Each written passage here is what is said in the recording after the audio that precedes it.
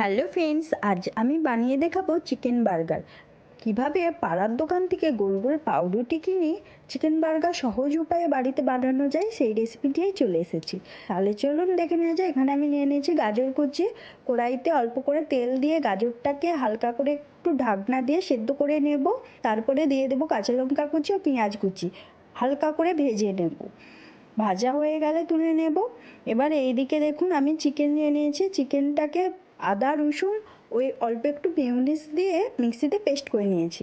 এবার দিয়ে দেবো সেই ভাজা গাজর পেঁয়াজ কাঁচা লঙ্কা, পরিমাণ মতো লবণ দেব, গোলমরিচ গুঁড়ো দেবো, একটু বেশি করে গোলমরিচ দিয়েছি, আপনারা ঝাল বুঝে দেবেন।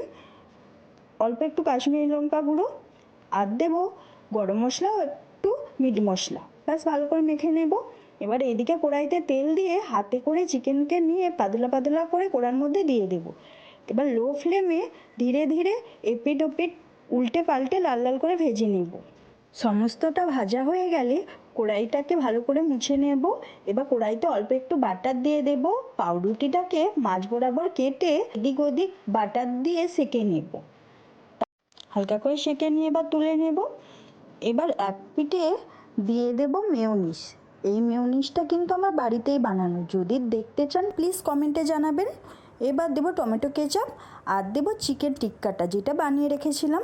এবার সাজিয়ে নেব, দিয়ে দেব টমেটো আর পেঁয়াজ, দেব অরিগ্যানো আর চিলি ফ্লেক্স। ব্যাস রেডি। এবার আরেকটা রুটি দিয়ে ঢেকে দেব। দেখুন কতটা সুন্দর হয়েছে। ভালো লাগলে like share comment subscribe. By.